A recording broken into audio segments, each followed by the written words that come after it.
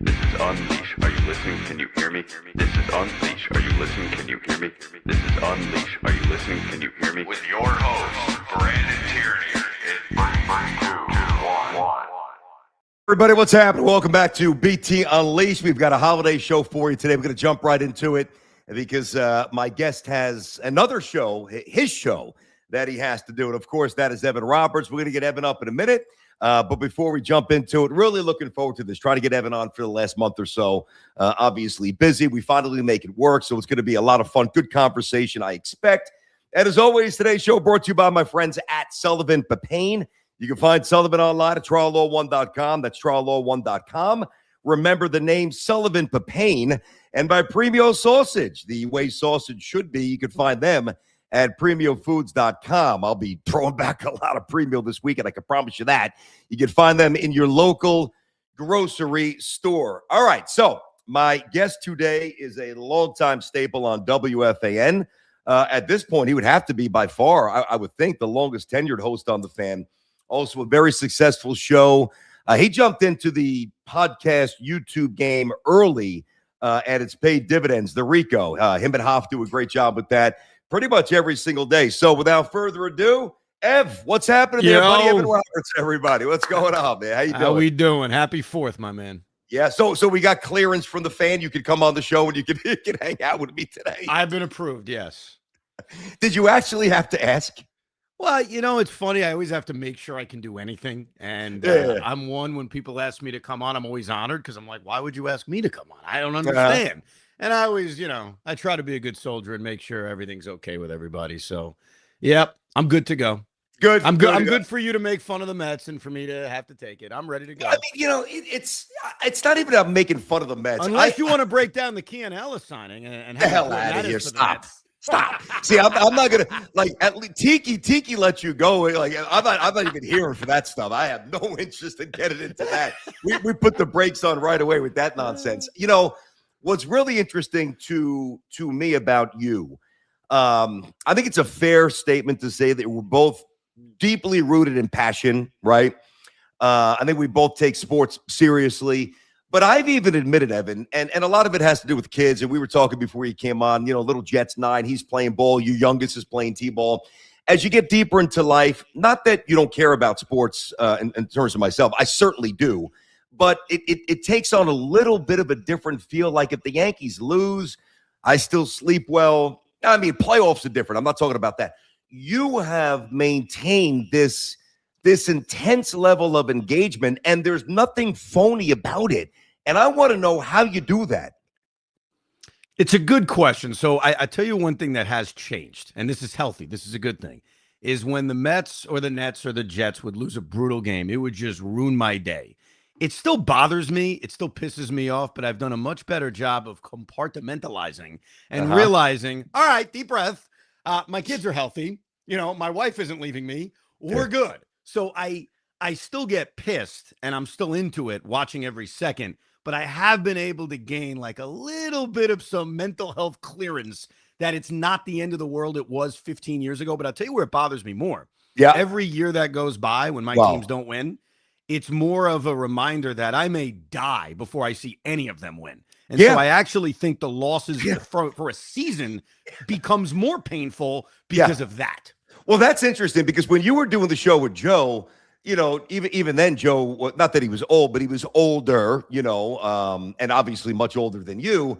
And you were the young buck on the street. And, I don't know if you ever said this to yourself. You probably didn't because you were an absolute lunatic back then in just the way you dealt with the losses and the seasons. But when you're young, mid-20s, late 20s, even early 30s, it's early. You can say, I've got a lot of time, and you can rationalize. Not that you don't want to win in the moment, but time is a beautiful thing as you stretch things out. And you're still very young, compared to like Tiki and Craig and Boomer and Gio, some of the guys at the station. You're younger than most of those guys, but you're not as young as you once were. So to your point, time's ticking. Time's ticking, Rev. Well, and the other thing that happened is like in 2006, when the Mets lost to the Cardinals, I had this naivete where I said, we'll be back. We're good. We'll be fine. They never essentially got back. In 2010 and 2011, or really 9 and 10 with the Jets, there was a naivete of, we'll be back. Like, we'll be good. Like, all right, we got a head coach in ranks. We got a quarterback. We'll be back. As we all know, they haven't seen the playoffs since. When Kevin Durant had his foot on the line, we got a super team. We'll be back. I think I've learned as the years have gone by that you cannot take it for granted. You can't assume that you'll be back. So I think that has also added to the idea that I just may never see any of these teams win, because even when they're close, you better seal it. Because if you don't, there's certainly no guarantee you're going to get close again.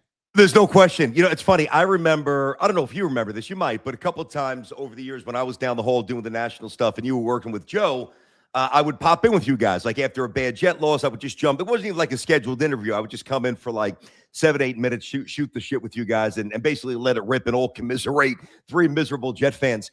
And I remember saying to you, one of the times I came in, I'm like, you got to find a hobby, right? And one of the things that I love about this format, and I know you appreciate it as well on the Rico, where there's no boundaries, there's no limit, you can bounce around. So of course I want to talk sports with you, obviously. But I remember saying to you years ago, I'm like, dude, if you don't start playing golf now, like early in the marriage, you're not just going to suddenly at the age of 40 disappear for 9 hours and your wife's going to be cool with it. So I look at you and I see you everywhere. Like I see Hoff firing up the Rico, which means I know you're doing the Rico. I know you do the show every day outside of some vacation. What do you do to chill? Like you don't seem, and don't take this the wrong way, I don't know any hobbies that you have. Like everybody knows Gio plays golf. Joe plays golf. I play golf poorly, but I play. Tiki plays golf. Tiki likes to run. Tiki loves to travel the world. He's got 9,000 hobbies. Tiki, he's the Renaissance man.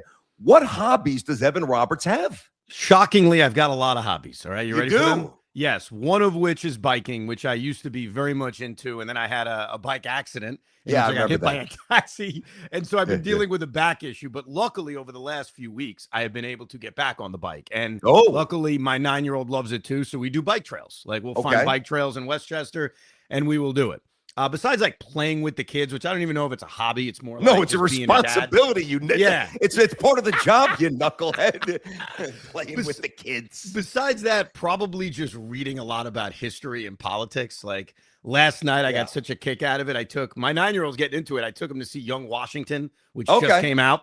Which, by the way, was freaking tremendous. It was an awesome movie, just about young George Washington. It's about what it says. It's not. It ain't a surprise. Yeah. So honestly, I think my hobby is just chilling and reading and getting away from sports by reading about history. Not as much modern politics. I think it's gotten awful. You think? Certainly more. Yeah.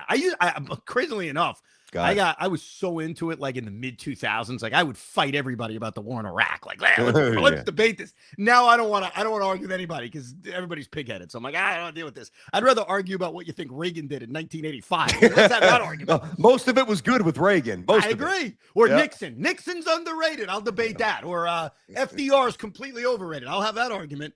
But it's probably just that. Like I've never gotten into golf. I went a few times. It just bored me to tears. No offense. Good. Trust me. So I think it's more just chilling. That's probably my biggest hobby right now. Speaking of chilling, and I was very surprised you did this, and I thought it was actually really, really funny and really cool when you and Hoff did the show. Didn't you guys took a gummy, right? And you did the show. Yes. How did that actually hit you? Yeah, it was awful. It was awful. So this may surprise you. But growing up, I never, ever tried a cigarette and I never tried drugs. Never tried it. Not because I'm a goody two-shoes, but because I had no urge to stick something in my mouth and try to puff it. Like it just didn't do it for me. So when I tried that gummy, that was the first time I've ever tried anything like that. I mean, I've drank. That's different. Like alcohol. You drank when you were younger. You still drink now a little bit, right? That's a different thing. Socially, sure. Yeah, so that gummy was like the first time I ever tried anything like that, and it really effed me up. I never wanted to do it again. Really? Yeah, I had nightmares. I had weird, crazy Wait, did you get nightmares. paranoid? Were you walking around and the house kind of like weirded out and bugging out a little bit? I don't think I was paranoid, so it really affected me when I tried to go to bed. Yeah. I just like was having these weird visions, and I couldn't sleep, and it was like, why is this fun? I don't understand why people do this. So I think that may be a one and done, bro. You never went back to it, right? Nah. Never. I have no interest. I mean, maybe I try it one more time. Like you get far enough away from something, you're like, it wasn't that bad. Well, I don't know what type you took. Now, I don't even know if you know that there's different types that give you different type. Like a sativa is more like, let me laugh, let me hang out, let me get a little giddy, let me get a little wacky. If you took that, And it doesn't sound like you did, but if you took that, I think you'd probably enjoy that more. The other one, like I think it's called Indica, is more like you just become almost like a zombie, which to me is no fun. If I'm gonna do it, I want to sit around and laugh, not sit there like I'm comatose, like I'm in a trance. I have no idea what I took. Here's all I remember. Hoff was supposed to give it to me at work, forgot. And so I literally had to meet him on the side of the road like we were doing a drug deal. You were doing a drug deal? What do you mean like you did do a drug deal? A legal drug deal, because I guess you could buy this anywhere. And so I meet him at like a diner, parking lot, and he hands this thing to me. I have no idea what it was. Like, I still have no idea what it was. So, I could have given you acid, God forbid. It's possible. Okay, so when the Knicks won, and by the way, for the audience out there, Evan, I'm in my backyard. I'm celebrating the Knicks championship. Obviously, the phone pinging with a million texts. Evan checks in, the class act that he is, and I think you do a good job of separating like a lot of the content. And I don't mean just on the fan. I mean just in totality here at this point. It's become like very one-sided, very petty. Like I'm this fan, and like a lot of shots and a lot of barbs, and it's kind of fun. I think it's a little played out on some level. And it wasn't like that back in the day. Like, you knew that Chris loved the Giants. You knew that, like, Mike loved the Yankees and the Giants. But I don't know. I feel like it was, again, a little bit less petty. But you shot me a text. Sean did as well, which I appreciated. And I was thinking about this, like, as I started doing shows, because that was a Saturday, the first Monday show. And even as I unpacked it the next day, Evan, my identity certainly as a Knicks fan has been one of always wanting and climbing and scratching and clawing and hoping and trying to get there. Unlike my Yankee existence, but very much like my Jet existence. To me, when that is your entire being as a fan, when you win, you almost don't know how to act. Because think about all the conversations you've had on the air, your personality, and I think you're fair about things, but your personality is rooted in failure with the Mets. So if and when the Mets or the Nets or the Jets actually win a championship, it's going to be a little different. And I wonder if you'll lose, not passion, but if you'll lose some of that, I don't know, some of that edge, some of that bite. I don't know. I think it's a very interesting psychological breakdown of fans who struggle and then eventually win. I've wondered this my entire life. I've always wondered, what would it be like? Craig and I did a segment years ago. It was very weird, but I thought it was interesting, where we did an entire segment making believe Bill Belichick didn't resign as the HC of the NYJ. Okay. And it was like 10 years later, and we were doing like what would we be saying? And my gimmick was I was just an arrogant douche. Like, I was just like, yeah, we're the Jets. We win all the time. Maybe we'll win 11 or 12 games this year. And it's like this hypothetical, because it's kind of what you're saying. Like, if one of your teams wins, does it change you? And I think Beningo is going to be a great, almost like a guinea pig on this. Because when the Jets are 1-5, dare I say, and he's screaming and yelling about Aaron Glenn, I'm curious when I say to him, hey, Joe, the Knicks won the NBA championship, if that makes him say, hey, you know what? It's a good point, bro. Or if he's like, I don't care, this team sucks. Like, I don't know what it does to you as a sports fan. So I think Joe is going to be a guinea pig for that. I don't know how I'd react. Would I be different? I'd assume I'd be different. I think it might be a little different, not radically different, but I think it's almost impossible not to change a little bit. And like, I go back to now again, I'm of the age where I was born, but I didn't see it. Kind of like, you were born in 86, right? I was born in 83. So I was alive for right. 86, but 3 years that's old right. ain't a thing. Yeah. So very similar with me when the Yankees went back-to-back in 77, 78 with Reggie and Goose and Nettles and Munson and those guys. I was alive, but I wasn't aware, okay? And, there's a lot of the younger Yankee fans who are a little arrogant, whatever. All they knew was winning for a little bit. I was callous because and you know how big a baseball fan I am, from really kindergarten when I started playing all the way through past college, the Yankees never won. They never won. So when they won in 96, and I was there at the clincher, obviously, Charlie Hayes catching the pop-up at third base, Girardi, the triple, all that. I was in the building. But then when they lost in 97, when Alomar hit the home run off Mo, it hurt. Yep. But I don't know that it hurt. It didn't hurt as much as when Griffey scored from first base on Edgar's double in 95. I can promise you that. Sure. And then when they won it in 98 and 99, it felt good, but it didn't feel quite like it felt in 96. Now, 2000 was different because it was the Subway Series, and that was a different set of rules. But it's almost like once you win, something almost resets in your mind. There's a recalibration.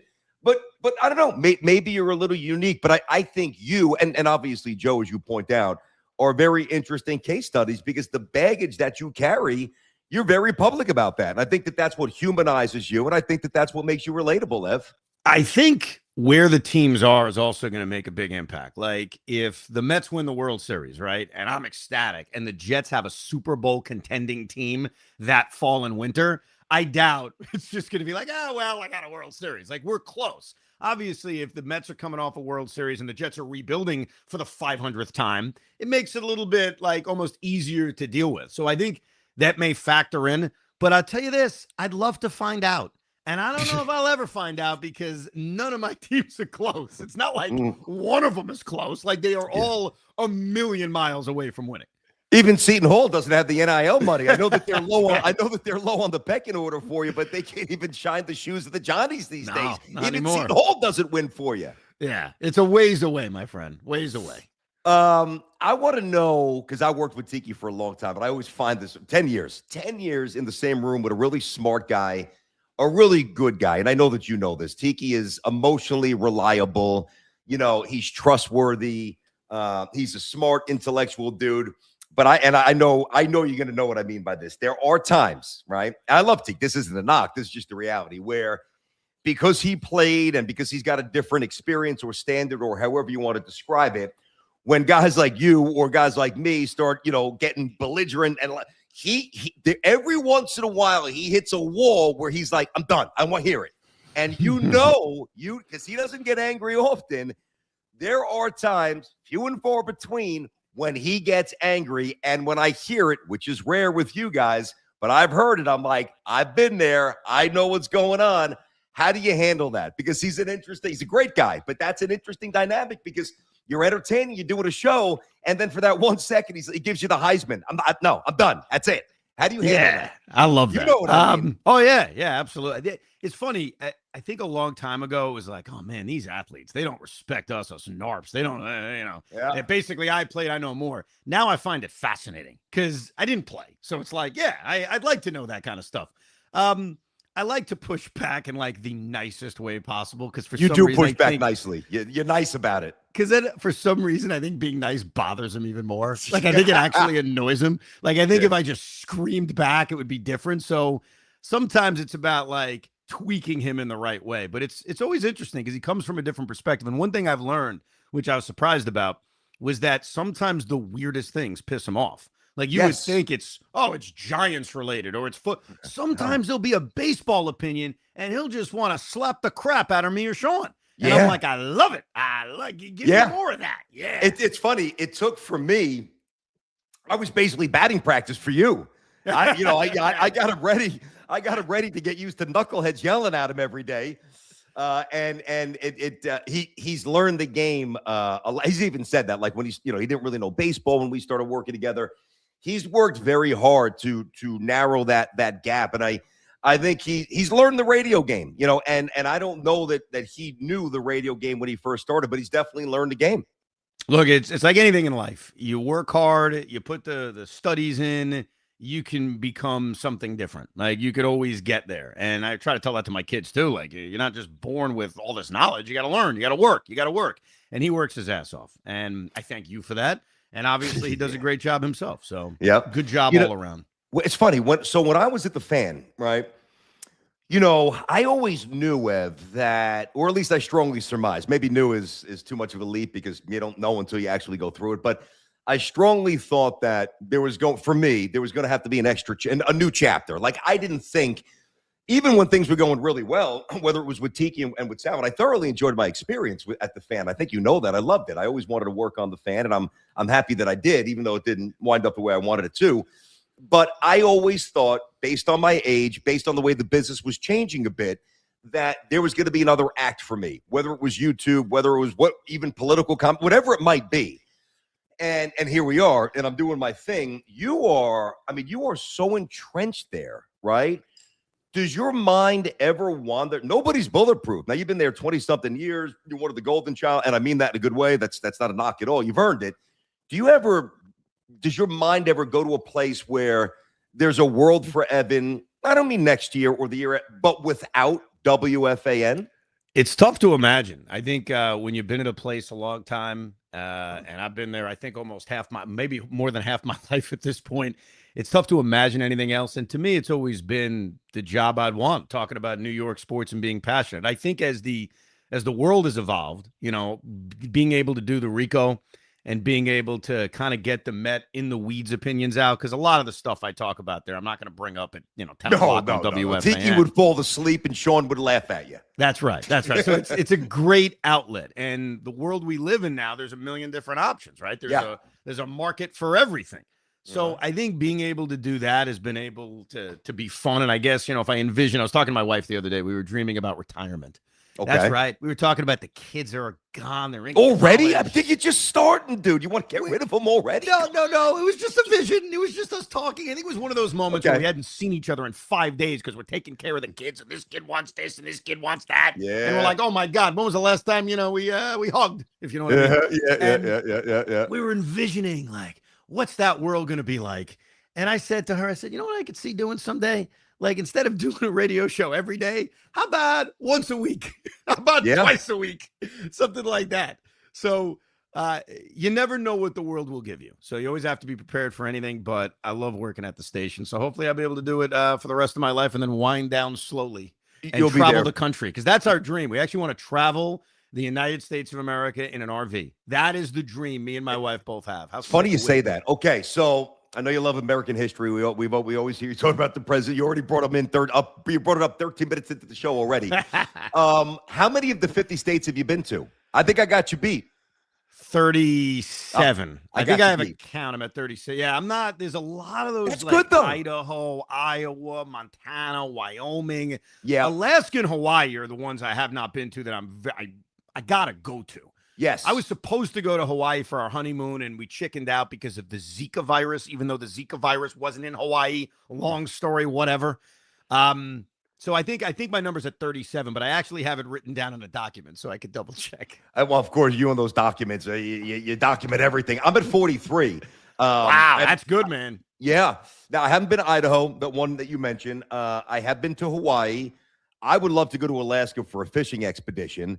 The part of the country, I've been to Wyoming, beautiful, by the way. But that's when I worked out west. When I was working in Nevada, I was able to dot all those different states, Yeah. And I went up to South Dakota where they Dancing with Wolves with Kevin Costner, where they filmed that up in the Black Hills where we get our gold from in our country. Mm-hmm. It's beautiful. I have not gone to North Dakota. I have not hit Montana, Idaho, Alaska. But I've thought about that too. Now, about the RV and really education for the kids and letting them scratch some of the names off the list in terms of seeing different states. But there's the concept of doing that, and then there's the reality of doing that. And we could sit here and say, "Oh, we'll be amazing. Let's get out, take a picture. Oh, there's the Shrine of Democracy, the 4 presidents in South Dakota." But then you got to be with the kids and the wife in the RV for 9 straight days. I mean, doesn't sound as good as maybe we make it out to be. That's why the key was we're doing this when the kids are gone and they're in college. Oh, you're not taking them? Gotcha. No. Gotcha. Okay. No, I just did Niagara Falls over the weekend. I had a couple of days off. First time I ever went up there. What'd you think? The falls were amazing. It's pretty natural cool. Beauty, incredible. The city sucked. I mean, it was cheesy as all hell. It was like Atlantic City on steroids. I didn't like that part, but I mean, the falls are unbelievable. Like, we're taking the Maid of the Mist, which is that boat ride, and you're seeing this rainbow and the fall. So it's nuts. But it's a 6.5-hour trip, and the kids could barely get through it. So, no, I think traveling the country with them would probably be a problem. But I've done it. Like, before I got married, I did, like, these crazy road trips by myself. Me and my dog would go on these road trips. Dude, it was the best. I don't care what anyone says. Loser be damned. It was the thoughts that go through my head, the ability to do whatever the F I want. Yeah. I want to stop it too. I did some of the weirdest crap ever. And by weird, I just mean leaving my hotel at 1 o'clock in the morning and just driving. Like, I didn't have to worry about anybody. Just me and my dog. That was it. No like schedule. The American dream. Yep. And dude, I went as far. I think I got to St. Louis was the furthest west I got. Okay. And I went up to Detroit. I bounced around to Springfield to see Land of Lincoln. I got to St. Louis. I came back. I went through Cincinnati. And trust me, it was great. Like, I didn't mind it at all. But doing that with kids, that would be hell. Yes. One thing that I did, I want to jump to some other stuff, but one thing, and I still have the pictures way before the iPhone. That was, I guess, my second radio job when I went out to Las Vegas. You remember the old Sports Fan Radio Network? Do you remember that? Yes. Okay. The Sports Babe was on that, right? Look at you. I would figure you would know that, the radio buff that you are. Yeah, Pharrell was at night. Rome was there. The Sports Babe, some pretty heavy hitters. So I was doing a weekend show. I was doing some updates. I filled in for Pharrell. Anyway, I get the job, and I'm working in Pennsylvania, which is my first job. So anyway, I leave that job. I go back to Brooklyn for a few days for Christmas, and I drive from Brooklyn to Vegas, Ev. And the first night, I think I stayed in Nashville, Tennessee. Then I stayed in Amarillo, Texas. And then I went over to Flagstaff, Arizona. And the best part is every time I crossed the state, like, welcome to Maryland and the states, I would get out. Nice. I was with somebody. I was with my ex-girlfriend. I would climb up to the sign and take pictures hanging from and I've got the pictures. That's awesome. New Mexico, Oklahoma, you name it. I've got it. So traveling's a fun thing. All right, let me ask you this. The other day, Steve Cohen goes on with Heyman and Sherman, two of the best reporters. You know that. I know that. Great, trusted, well-informed, well-sourced. I think it was a colossal whiff by Cohen myself, and I said this. And now for me to say it, after basically getting bounced from the fan, it's carrying some merit here. I thought that spot should have been on WFAN. That's not a diss on John or Joel. I thought the interview was good. But the one thing that was lacking, and it's not even their fault, if you were doing it or if Craig was doing it and C-Matt, whomever, the morning show, there would have been a representation of consumer that was necessary and that was absent, like a different pushback, a different energy, a different bite.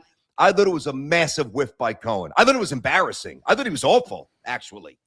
Yeah, I thought he was very honest, which would be the best compliment I can give him. But some of the honesty was like, why are you doing this? Like, why are you admitting that Francisco Lindor and Juan Soto had an issue last year? Like, that could have just remained a rumor. That just could have remained an unconfirmed report. Yep. And by you admitting there was an issue, I think the beat reporters have to ask both of them about it.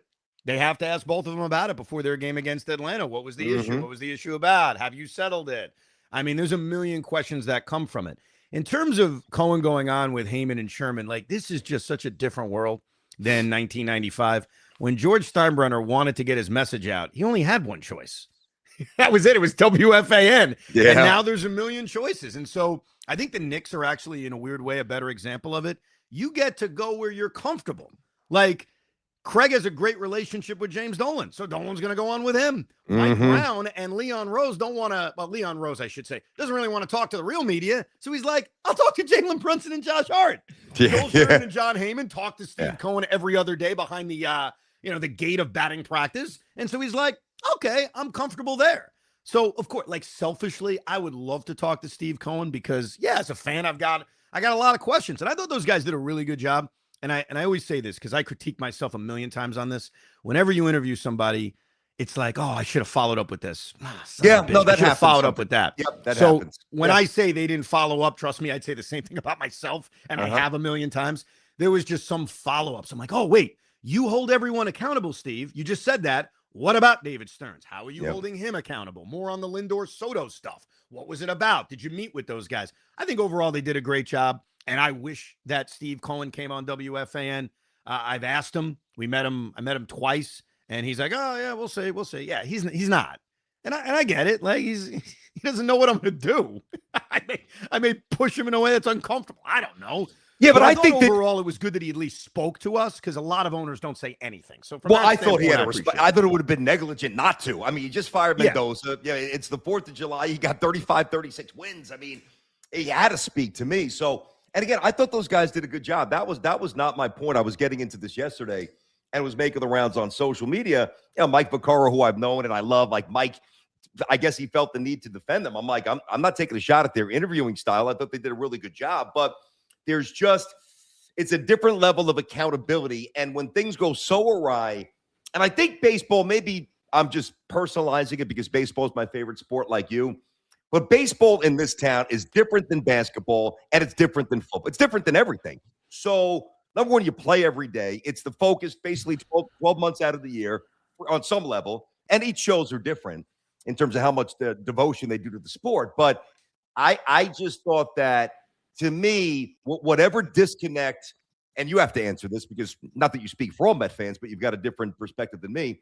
Whatever disconnect was growing from the moribund product this year that you guys have been forced to watch, to basically telling everybody it doesn't matter if it's the same in 2 years. My GM's going nowhere. My president of baseball going nowhere. I think that gap widened even more. I think the bloom is off the rose. The luster is dulled down. Like, I don't know how anybody truly believes in Steve Cohen right now. How? I believe that Steve Cohen, I'll tell you that what I believe in and what I don't believe in, because it's not one thing. I believe that he's going to continue to spend. I think he made that very clear. I think he's going to continue to do everything he can to win. The problem right now with Steve Cohen actually reminds me a little bit of James Dolan in the early days, minus lawsuits.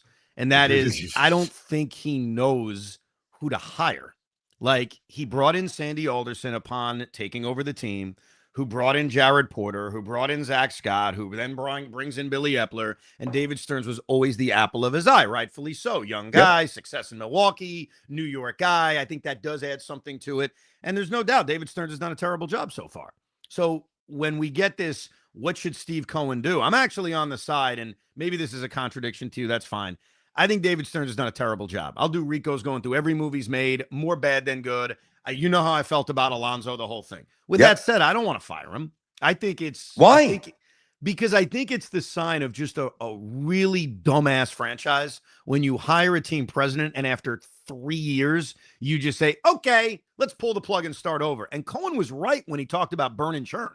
Who's he going to hire? Who's going to want this job when you only show 3 years of commitment to a respected president of baseball operations? And besides Theo Epstein, and we could pipe that one away because that ain't happening, who is he going to hire that has a better resume than even what David Stearns had in Milwaukee? Well, I don't have a name for you. Okay. Well, that matters, doesn't it? Isn't that a big deal? It does. It does. But I'm also not betting potential candidate. Like, my mind's not there right now. So maybe there isn't somebody with Stearns' resume and availability. All right. I got that. But to me, like, it's a defeatist attitude, or it's almost an acceptance of losing. Like, I thought that's where he can always change his mind. It's not like he now has to fulfill. I know he said it, but he could change his mind. But one quick thing about that. So it's a little bit of a contradiction on his part. Joel Sherman went back, and this was a great follow-up by Joel. And he said, I know. So were you saying he is going to fulfill the full 5 years? And he wouldn't commit to it. Yeah, basically, he committed to this offseason, and we'll see. I mean, if the Mets lose 100 games next year, not that there would even be 100 games, because there's not a lockout. Like, he can change his mind. So he didn't fully commit to the full 5 years. He basically said, and this is where I'll agree with Cohen, I'm not making the move now, but yeah, I'm tightening the rope. Like, we got to do something. That's about time. I mean, if you don't tighten the rope now, Ev, think about this, Ev. Here's the problem with the way I view the Mets, right? The major league product stinks. The minor league product is woefully, and that's not even overrated because nobody thinks it's very good right now. So that's a problem. Cohen touched on some potentially bad contracts with opt-ins, and I think maybe the biggest issue, and you just kind of touched on it with the CBA, which is boring, so I don't even want to get into the league, even though I know you know it as well. So it would be a pretty interesting conversation with us. But his greatest asset is his ability to outspend. And to me, once that's mitigated, whether it's a floor and ceiling or just 5-year deals or 6-year deals to retain your own guys, we all know that. That's what they're trying to push. Then his greatest advantage dissolves. And then you just have a guy who doesn't know baseball and doesn't have as much money as he once did. Yeah, I think that depending on what the new CBA is, because, like, look at the NBA, right?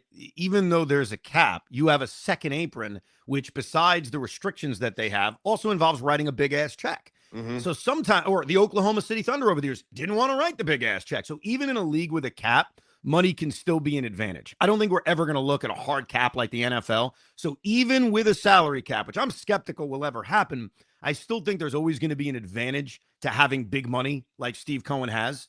But you're right. Like, you lose that advantage if there is a cap. I just don't like the idea. And this doesn't mean David Stearns has a job forever.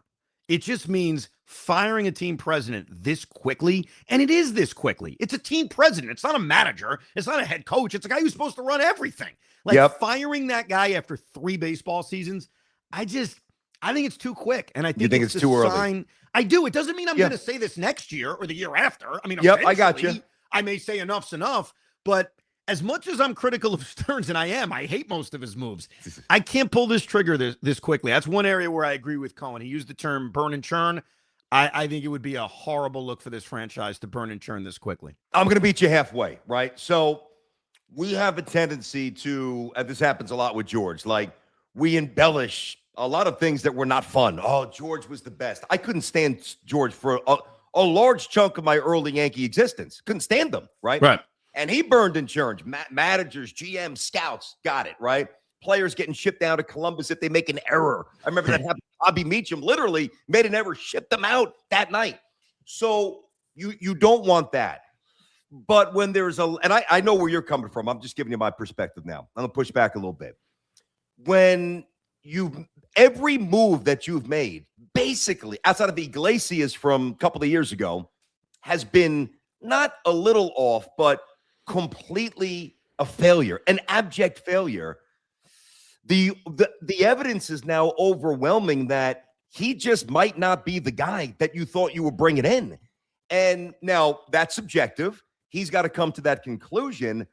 But I don't think it's impossible. And I know that he's not going to fire him now. I get that. But I don't think, based on everything he's done, who he's jettisoned, who he's brought in, the contracts, etc., to come to the determination that he's not good and he's showing no evidence of getting better.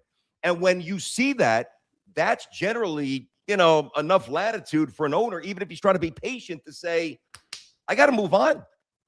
But I think that what happened before David Stearns also is a factor here. I mean, you're talking about 1, 2, 3, 4 different executives that he was basically employing. Now, all of this was not his fault. The guy gets a DUI, doesn't report it. A guy sending weird pictures to a reporter. I get it. Saying he was here as a caretaker. I know there's excuses for all of these things. But I think when you're now Steve Cohen, who doesn't know that much about baseball, like he'd be the first to admit he ain't a baseball expert. He's now leading the search for yet another executive. That's a scary place. And I know that eventually he may have to go there. Like eventually this may be something he has to do, but I wouldn't go there quite yet, especially with a guy with a resume. And I'll throw this at you. It's weird. Go ahead. But I'll throw it at you anyway, because I guess as a depressed sports fan, you have to think of all positives. The best thing that ever happened to the New York Rangers, that's right, a Rangers analogy. The best thing that ever happened to the New York Rangers was that lockout. And when they came back with a salary cap, Glenn Sather was forced to play with the new rules. And all of a sudden, the Rangers became a playoff contender every year because they couldn't hand out dumbass contracts. So you wonder, at least I wonder, if we do come back in a salary cap world, will that almost force David Stearns to be David Stearns? And from Milwaukee. Yes. Yeah, would that in a weird way actually benefit the Mets, as crazy as that sounds? It is a little nuts because I thought, and I lauded the hire. Like, I remember we were talking about this before they actually made the move. I'm like, this makes too much sense. He's a New York guy, all the reasons you just said. But from a baseball perspective, I'm like, okay, hold on, let me get this straight. So even though he wasn't solely responsible for building the Brewers roster, and Milwaukee's better without him, and the Mets are worse, which is interesting. But, he operated with a lower budget, and he built a team that could run, that could pitch, that could catch the ball, that's not reliant on the home run. And I thought when you accent that with a massive checkbook with those other characteristics, I'm thinking this guy's going to be a grand slam for the Mets. Yeah. That's what I thought. In theory, it all made so much sense. And look, it's complicated because it's more than one thing that's led to the sucking. Like, obviously, sure, Pete Alonso coming back, I would have preferred it. But even if they made all the moves that we wanted in terms of veteran players, like they kept Pete, they didn't trade Brandon Nimmo for Marcus Semien. David Peterson going backwards, Mark Vientos being abysmal, Brett Beatty being a 210 hitter, Kodai Senga being unpitchable. Like those things. Kodai Senga, he's a joke. But they needed those things to go differently. Like, yeah, that's true. Those things I just said are as big a part of why the Mets suck as the decision to let Pete Alonso go. As much as it pains me that Pete's not here, like the development of players, it's a big reason why. Yeah. So that's why the Mets being bad, it's not one thing. It's not simply, they let Pete Alonso go. No, I agree. They could have kept Pete Alonso. They'd be 7 games under 500 instead of 15. Yep. No, true. Listen, I know he's been here for a minute, and people either love him or at this point they loathe him. I don't know how any Met fan is still 100% behind Lindor. Like, to me, there's a correlation between how long the leader, the captain is in one place, and there's just a lack of results or chemistry or even other things we can't quantify but surmise. It's time to get rid of him. I know they won't. I chip him out. I'm done with Lindor. Out. I'd be open to trading anybody, especially when you're going to have like a 95 loss season. I don't think the juice is going to be worth the squeeze. Like, I don't think you're going to get a big enough return that would warrant trading a guy who can still help you win. So I'm open to it. I'm certainly not going to say here and say, oh, I can't trade Lindor. No, I can.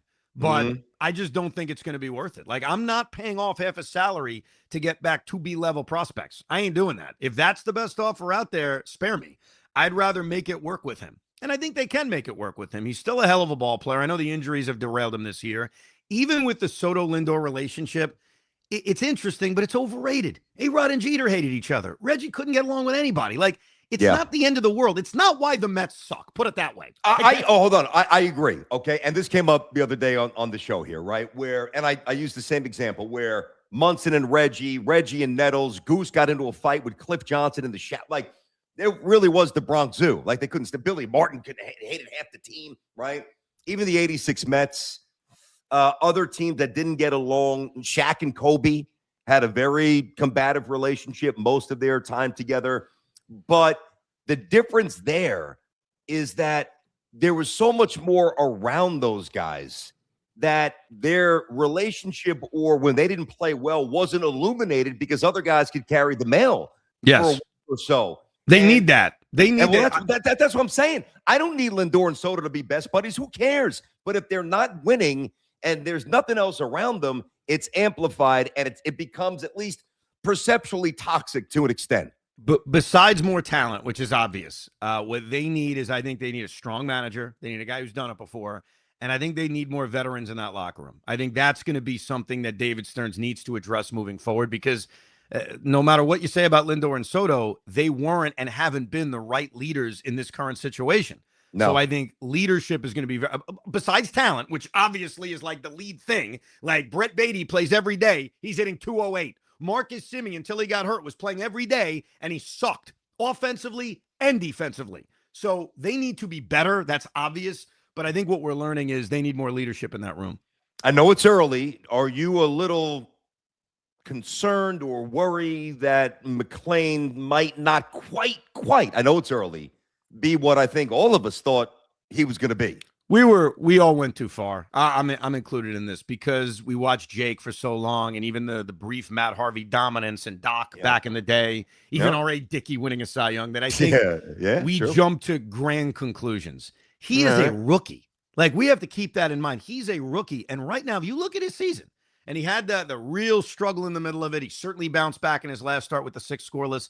He's actually having, in the whole grand scheme of things, an okay rookie season. But we anointed him Tom Seaver. So the bar was way too high. And it doesn't help that Cam Schlittler on the other side is having a Cy Young year. So I'm not worried about him. I just think we need to remind ourselves, especially as Met fans, because we do actually have a really good history of pitching, that we just got to put the brakes on this thing. We can't compare him to DeGrom. We can't compare him to Seaver. Just let the kid develop. Let him pitch through his issues. And let's see what the numbers are at the end of the year. And obviously, moving forward, like, being Jacob deGrom and Tom Seaver may be asking a little bit too much, but if he can be a solid towards the top of the rotation starter for the next 8 years, that's pretty good too. So I think all of us, myself definitely included, I think we just went so overboard with the dominance that we saw from him last season. I think he's going to be phenomenal. I'm not saying that I'm not a little alarmed, and I'm with you. You know, as soon as there's a good Met pitcher, Seaver, Doc, mid-80s, I get it. But I think that when you look at even his spin rate, which I know that you follow that stuff, is elite. He throws hard. I think he's a bulldog. I'm not worried about McClain, but I just wanted to get your thoughts on that. What about, I did the over-under on Aaron Judge's return August 1, and I took over, meaning past it. I think there's a chance Aaron Judge doesn't play this year. Where are you at? I think there's a chance we don't see him until the week before the postseason. Like, I agree with you. I'd be very, very concerned about it. I'm surprised how much they've struggled because I thought that they were better equipped to deal with an Aaron Judge injury than they were in 2023. Did you really? I did, because of the talent, like Cody Bellinger and Ben Rice, those two guys specifically. Yeah, but who else? That's it. But if you think back to 2023 and I say, all right, who is their best offensive player after Aaron Judge? The answer was like Gleyber Torres. Like they had nothing. Yeah. There was such a drop-off offensively. Yep. So, not that this was going to be an elite offense without Aaron Judge. I'm certainly not saying that, but I thought they'd be able to survive. Obviously, the starting pitching, and now you've seen Garrett Cole struggle, Schlittler bad in his last outing. So I'm surprised it's been this bad. I still think that they will right the ship, but I think my original prediction on when we saw Judge was game 1 of the division series, that he is going to miss the entire year, come back maybe with days to go just to get a few at-bats in, and then be ready for the postseason. And by the way, knowing baseball, have like a monster playoff. Yeah, that would be so difficult. I'll take that. But at this rate, I mean, I don't know. I mean, I hear your show once in a while, but I'm not dialed in every second. I'm on the air when you guys are on the air, but so I don't know exactly what you guys are saying. But with the Yankees losing 7 straight, Tampa red hot, I mean, the division is obviously in peril. Because of the gap and the cushion, I should say, they have with the wild card. I'm not worried about that, but I still hear Yanks will be fine. What do you mean the Yanks will be fine? Garrett Cole had an ERA at 5 in June, and I know he's got to figure things out. Get it, okay? Until I see Max Fried back on the hill, he's not on the hill, and I know he'll be back, but I got to see it. Yeah. Until I see Judge back in the batter's box, I got to make sure that the league's not adjusting to Ben Rice, which I think he's a pure hitter. I know he is, but still, you don't have a catcher. Shortstop stinks. Third base stinks. Second base, he's a clown. There's just so many. The bullpen stinks. There are massive issues with the Yankees. Absolutely massive. And with all that said, there's still not many American League teams that are better. And I think that's the other thing that gives you confidence that when you look at the AL Central, whether it's Chicago or Cleveland, or you look at the AL West, whether it's Texas or Seattle, who can't get out of their own way, and even Tampa Bay, like the Rays are plucky. I give them a lot of credit. Are they that good? Do they really scare you? And I think that's the best. They beat the Yankees. They're that speed and the way they play is not a good, we don't really talk. Go ahead, Ev. Go ahead. They also, until they recently had this winning streak, also had a tailspin. They've been inconsistent too. It's not that the Rays aren't good. They are. And who knows what they'll do at the trade deadline. Maybe they get uber aggressive. Maybe they're like, you know what? How about this? Maybe they go after Tarek Skubal. Maybe they're acting like, let's go balls to the wall. We're not going to re-sign the guy anyway. Let's go try to win a world championship. Why the hell not?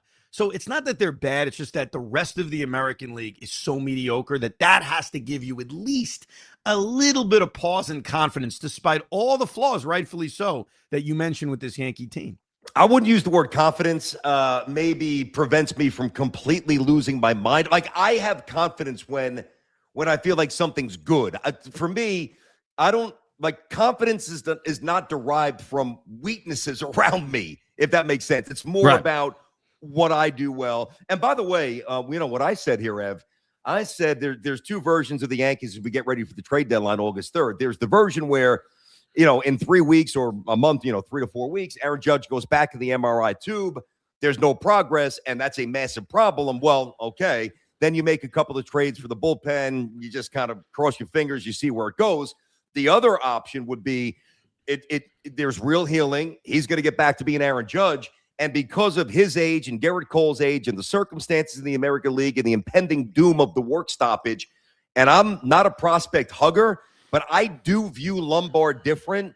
If Judge is healthy, I would trade Lombard for Skubal, and I would take my – you got to go for the World Series. Yeah. I agree. And I can't believe I hear so many people saying, well, the Yankees have enough pitching. They don't have enough pitching. Garrett Cole's coming off Tommy John, and you said it. Max Fried hasn't pitched yet. Yep. So, and by the way, even if none of that was true, you never have enough pitching. We're talking about one of the best pitchers in baseball. If you have a chance to get him and stack the deck, then you go do it. And I think the key is making sure Skubal is healthy, and he's starting to pitch better as he's returned very quickly from his injury. And assuming he looks good, I'd be super aggressive to go after him too, because also we don't even know what next year looks like. We don't know if there's going to be a season next year. It's going to be a mess. It's going to be a mess. You know that. Wouldn't it be cool to be the world champion and then have extra time being the world champion? As Blue Jay fans, I'm sure they loved it. That's true. Look at it, 93 into 94. So I know you got your show. We got about 10 minutes. I want to throw a couple of randoms at you here. Appreciate your time, man. You know that, Ev. I really do, and I know the audience is enjoying it quite a bit. So if now you got into this business early, the acting background, if you were acting background. Yeah. It was not really an acting background, but that's okay. the acting background. Well, if you weren't doing this, like whenever I've been asked, hey, what would you be doing if you weren't a broadcaster? I really give you two answers: a college coach or a lawyer. Like those are the two things that I think that I probably would have pursued. Certainly coaching on a collegiate level, even more than law. I don't know if I can go through law school, but I know I could debate in the courtroom. Anyway, what would you be doing? I would either be a history professor or a political strategist. The problem is I'd be like such a free agent. Yeah, because I don't really affiliate with either party, so I don't know what I probably would be like. Pay me the most money, and I'll figure out a way to win your campaign. Well, hold on a second, though. We're not going to say you affiliate with one party more than another party. I think not really. Not based on my anymore? voting history. No. Are you a centrist? Is that Stephen A. calls himself a centrist? Honestly, I was probably more of a Republican, and then I wasn't in on the whole MAGA stuff, so they've kind of pushed me away a little bit. But yeah, George Bush was my guy. He was my first presidential election. 2004 was a big moment. I spent like half my time at bars arguing the war in Iraq. Like, are you serious? Oh yeah, yeah. So I think that's where it started for me. But now I'm all over the place. So I couldn't affiliate with a party. They would kick me out. Like either one of them. After 3 minutes, they'd say, no, you don't work here. So that's probably why that wouldn't be the answer, political strategist. I think I thought that like in the mid-2000s. Like I was really critical of some of Karl Rove's tactics. I was like, come on, Karl, what are we doing? Like, I don't like this. So I think for a while, I thought that would be my thing. But no, I think I'd just be a history professor. I can see you walking around a campus with like the brown patches on the blazer, a little disheveled, not shaving at all, being I can totally see that. It seems like you're very cognizant, which I think is a smart thing, of really avoiding, lifting up the curtain of politics. I mean, I am now. Well, that's what I mean. I do it in 2009, 10, I didn't give a crap. But now it wasn't polarized. But it wasn't as polarizing back then. I think it was, but not like that. Here's the way I would phrase it, because I always laugh about this. Like, oh, Trump derangement syndrome. I was like, that was a term used for Bush. What are you talking about? It was Bush derangement syndrome. So everything existed. It just got like times by a million now. Like in 2004, no, we were split. Like, come on. It was political. But it was different. And now it's like even worse. So you're right that it's bad, but I think it's always been bad. It just keeps elevating. So I think probably around 17 or 18, I was like, I don't even like talking about it with my friends anymore, because everybody gets so personal about it. Yeah. And I find myself like on certain issues all over the place. And so they then think that you're some scumbag for that. So you're right. I avoid it now, but I think for like between 2000, before I was at the Fan, I was at a different station, and I talked politics all the time. I didn't give a crap. Where were you? Down in DC? Where were you? DC?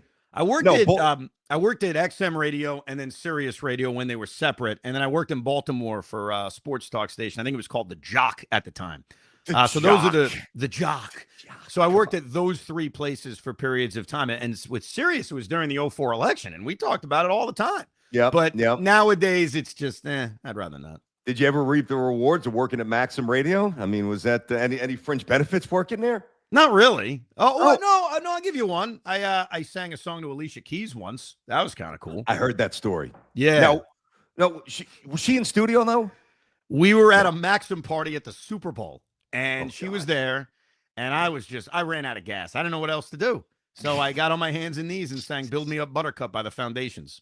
Oh, God almighty. I thought she was going to hook up with me that night. I got to be honest. No, you didn't. You didn't think that. I thought it was on the table, yeah. Yeah, if you couldn't handle that. I'm not even saying that I could. Right now, I don't think I could. Back then, I think I could. I don't know if you could handle that back then, Em. I know it sounds good to say it.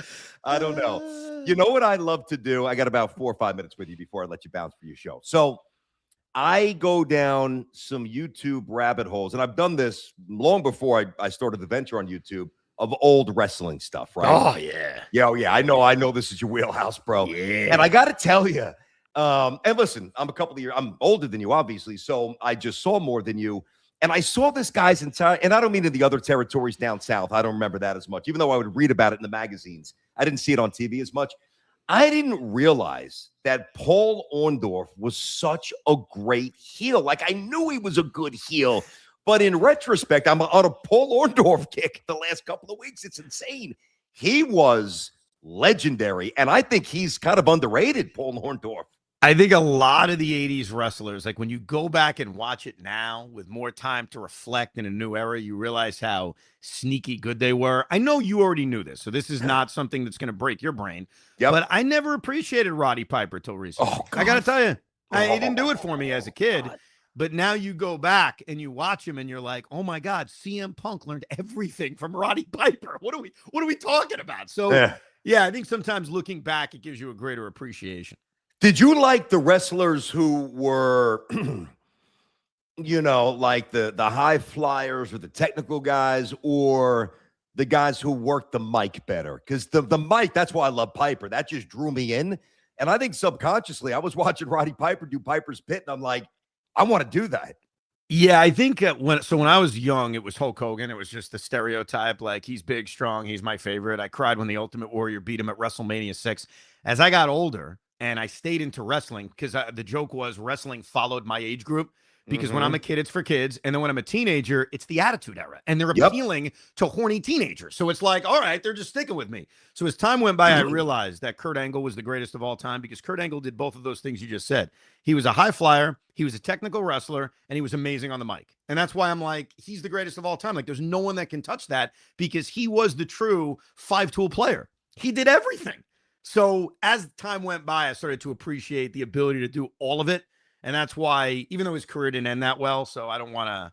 It's like thinking of Willie Mays falling down in the outfield. Unfortunately, which by the way, and I know you know this, was a little overrated. Like, everybody's like, oh, Willie Mays with the Mets. He wasn't as bad as people make it out to be. I know he tripped over himself on that plane, but it wasn't like he was hitting two. It wasn't like he was Austin Wells. Put it that way. No. But it goes to show you that you have a very high bar. You're Willie Mays, right? The bar is just higher. And so for a guy like Kurt Angle at the end, the bar is very high. And so I try not to judge people like at the end, just like you shouldn't when LeBron's a Knick this season. You shouldn't judge him when he's really struggling at the very end. You know he's not coming here. You know he's not. And I don't want him. And I hope he does. I want him to be a Knick just to watch you guys get into pretzels trying to figure out how to root for this guy. Yeah, I want that. That's what I'd like. Okay, and I'll tell you this, right? So I look at LeBron. And before the Knicks won the championship, like, this was coming up a little bit, obviously, because we knew we strongly thought he was going to leave the Lakers. And what I said is before the Knicks won the championship, I don't want him, because the last thing I need, and I'm not as much of a LeBron guy as others for a lot of different, number one, he's not as good as Jordan, and some other reasons that I'm not going to get into now. We don't have time, but things I've kind of talked about in the past. And I look at the Knicks without a championship. If he came in, let's say they lost the championship, or they lost in the ECFs, right? Then they get LeBron. Then they win the championship. I'm beholden to a guy that I want no part of. But now that they won, you could join. Come on. I agree. Come on in. Honestly, if I was a Knick fan, I'd probably have that, like, yeah, sure, why not? That's why I don't think every single Knick fan would have a difficult time rooting for LeBron. I think they would say, I don't think so either. Not at this point. We're saving LeBron. We're the one that's going to get him a title. I just think the whole thing would be funny. You don't want him on you don't want him on the Nets with the young players? Why not? Why? You being serious? Yeah. No, I just you're too good for LeBron. Come on, you guys. No, we're the opposite. We're too bad for LeBron. We're a young team. I mean, it's tough enough. I got to root for Julius Randle this year. I mean, let's watch Mikael Brown cook and Igor Joman cook. Like, I just got to watch the young guys hopefully get better. All right, so last thing, 30 seconds. So, I obviously I wanted to talk to you about a bunch of stuff, and I say this with a smile. I want the answer without diving into it, except I'm not here to do that to you. When I was on with you guys talking about St. John, and you asked me what was a very innocuous question. Remember that? Mm-hmm. And then, of course, everything that happened, which, of course, you remember. When we hung up the interview, did you say to yourself, oh, boy, this is gonna make the rounds? What was your reaction as I'm saying what I'm saying? Not so much what Greg said. That doesn't matter to me. But like when I said what I said, and you go to break, were you like, oh, shit, man, this is going to be – it'll be a story. What did you say to yourself?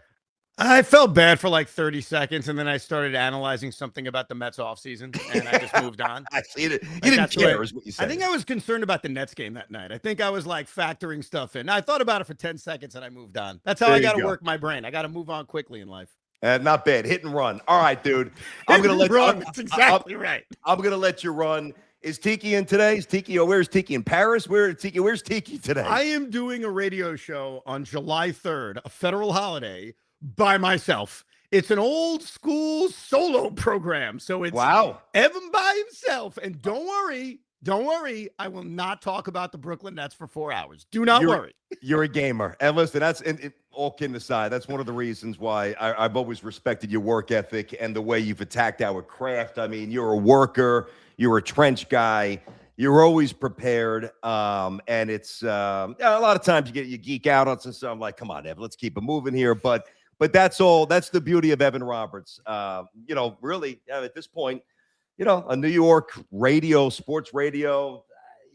Stop. You're getting into that area, buddy. A guy, just a guy. He's a jag. He's just a guy. All right, man. Have a great show. Thanks for hopping on, buddy. I appreciate it. Thank you, man. Have a good weekend. There you go. You too. There he is, Evan Roberts on Unleashed. What do you think there, J-Rod? That was absolutely incredible. And I got to say one thing. I Yo. agree with Evan, man. The solo road trip, that would be what a time that would be. Really? Oh, I think that would be so much fun. But, dude, Evan, I mean, I love listening to this guy pretty much on a daily basis. Love his clips, love his videos. Just, you asked him the question about the hobbies in the beginning, and I loved how he just had like such an assortment of things he could bust out. Like he's really a man who's got his mind in all areas at once. So he does. I really love the guy. He's a good guy. He's just a good person, and he's very good at his job. And the thing about Evan is that he really doesn't.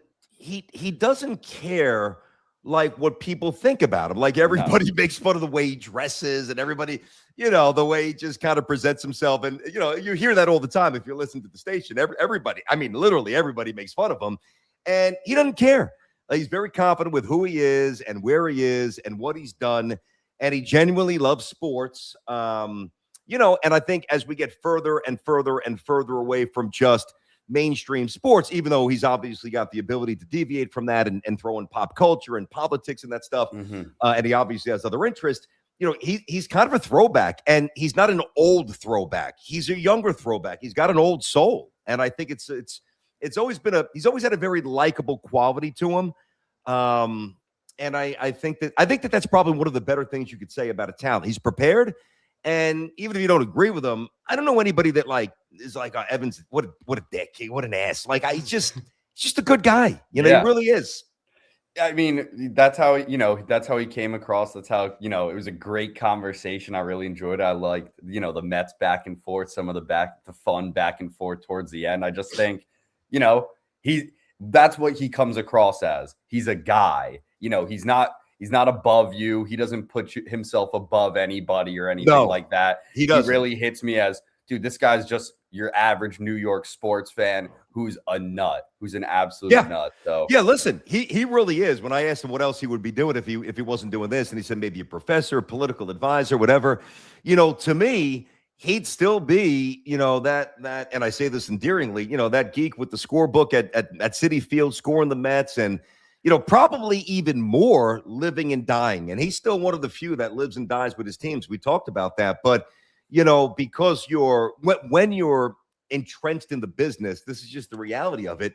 For as long as he's been, as long as I've been, there's just a natural dissipation of energy, only because you get not energy in terms of how you communicate, but of how much you care about a loss, only because you get a little callous by the business side, things that people, whether it's contract stuff or other stuff, or it's just, talking for 3 or 4 hours every single day.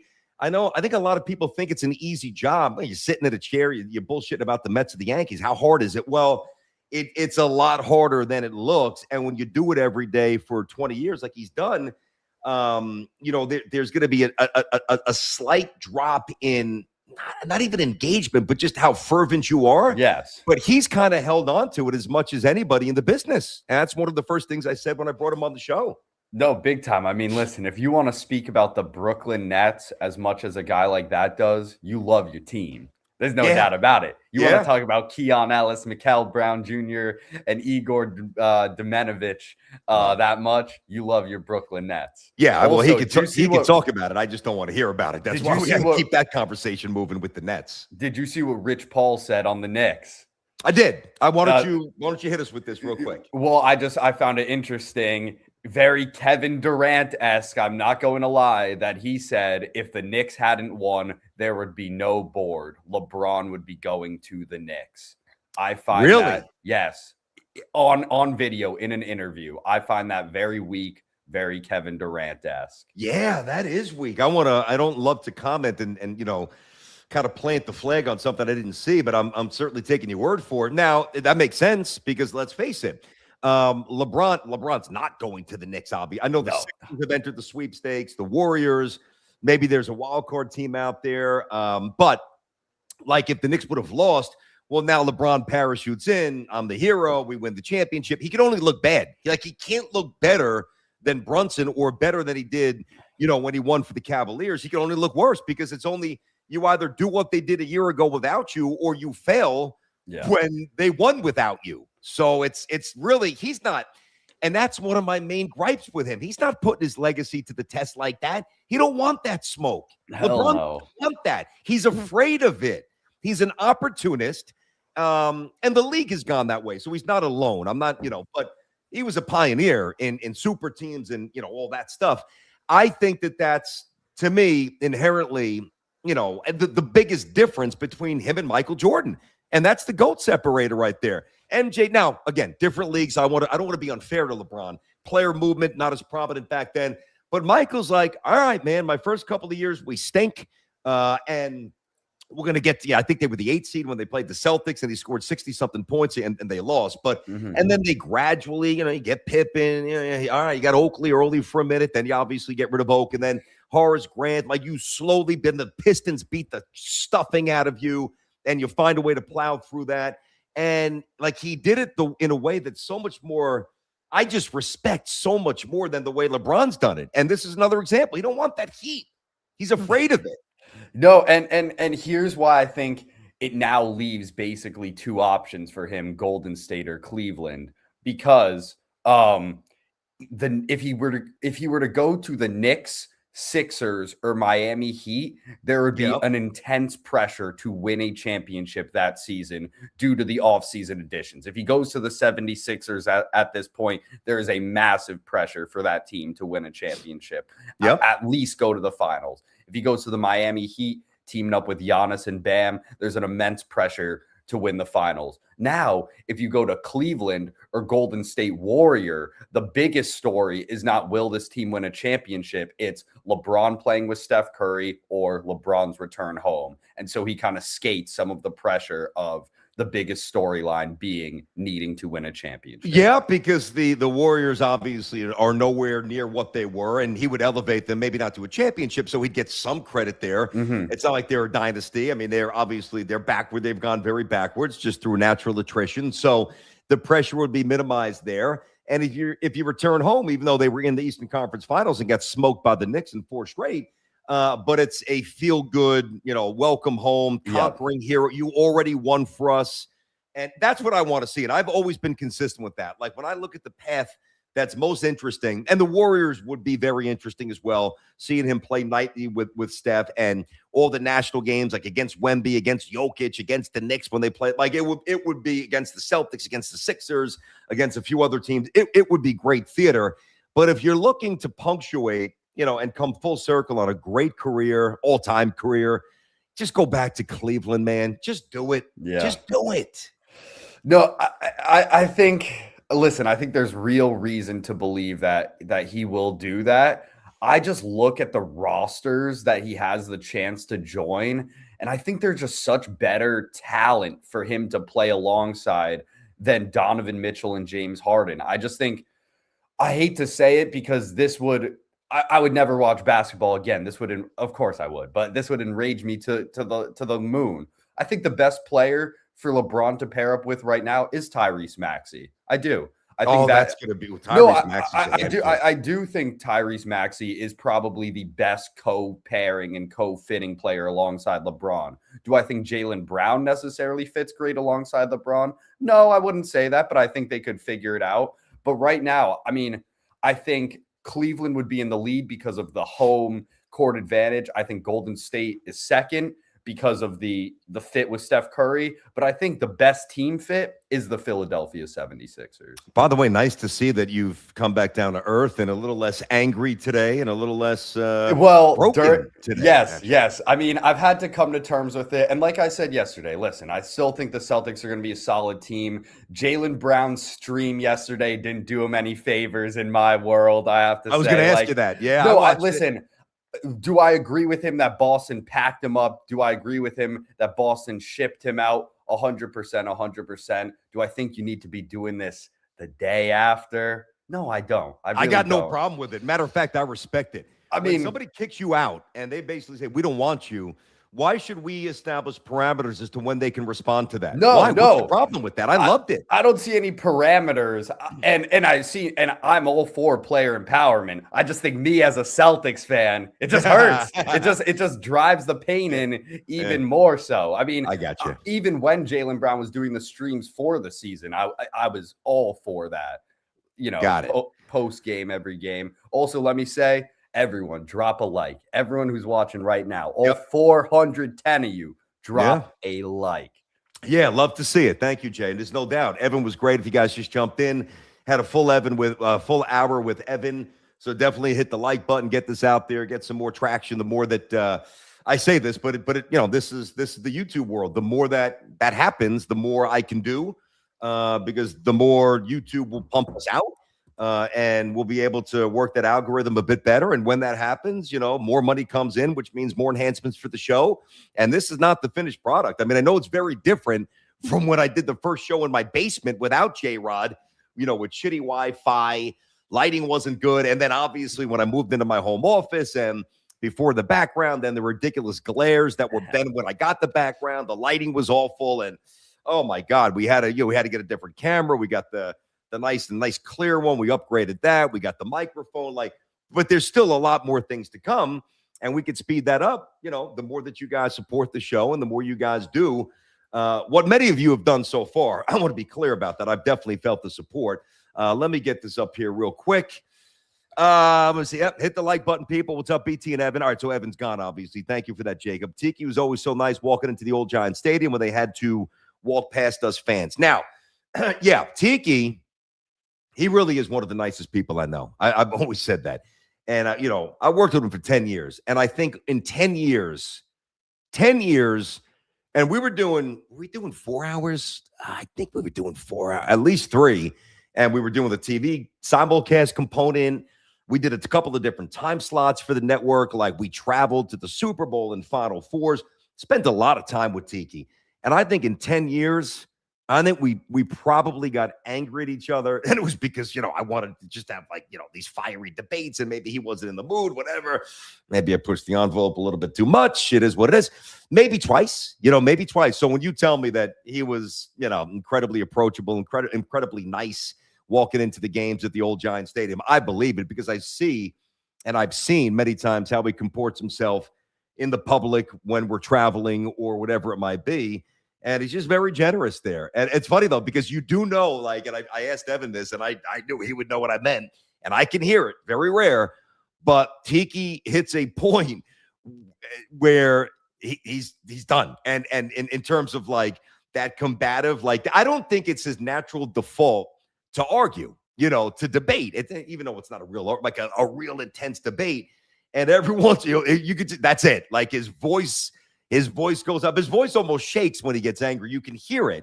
And he's almost uncomfortable doing that. And then, if you're me back for 10 years or Evan now or Sean, you got two choices. You either keep going and you can make it worse or, maybe you find a way to smooth things out and make a little bit of a U-turn. But he's a great guy. I mean, the funny thing is, and I was not going to do this to Evan. I would not sabotage him that way. But, the whole thing with Gio started when he asked me when I was on with him about St. John's, and he was kind of kidding around. Evan certainly was not trying to start trouble. And that wasn't my motivation either. But I was curious because of where things wound up going, and you guys know where they went. What was he thinking right after, when we hang up and I said what I said, is he sitting there saying, oh, there's no way these guys aren't going to play this on the morning show and, stirring the pot. It's going to be a mess, And it is what it is, man. But it's all he's a really good guy. And I've always thought. Now I don't know. Maybe now it couldn't work, and I'm certainly not pushing for a job. Trust me, I don't mean it that way at all. I don't know if it would quite work now the way the game, the radio, the content game has changed.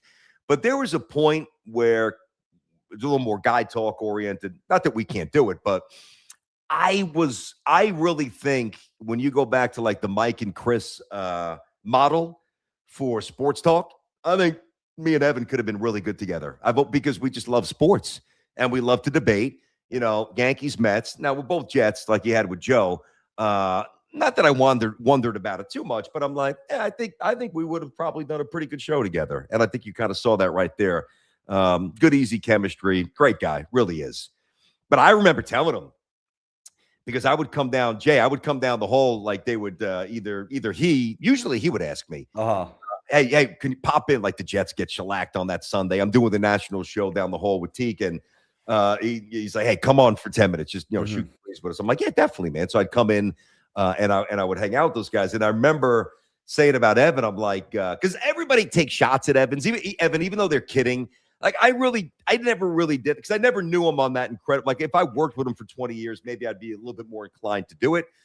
But that's just not necessarily my thing, taking shots at people. Like I don't care the way he dresses. I don't care that he takes a bird bath when he rides I know Boomer says that. Takes the bird bath when he rides the bike in and he's sweating. All those things that makes Evan uniquely Evan.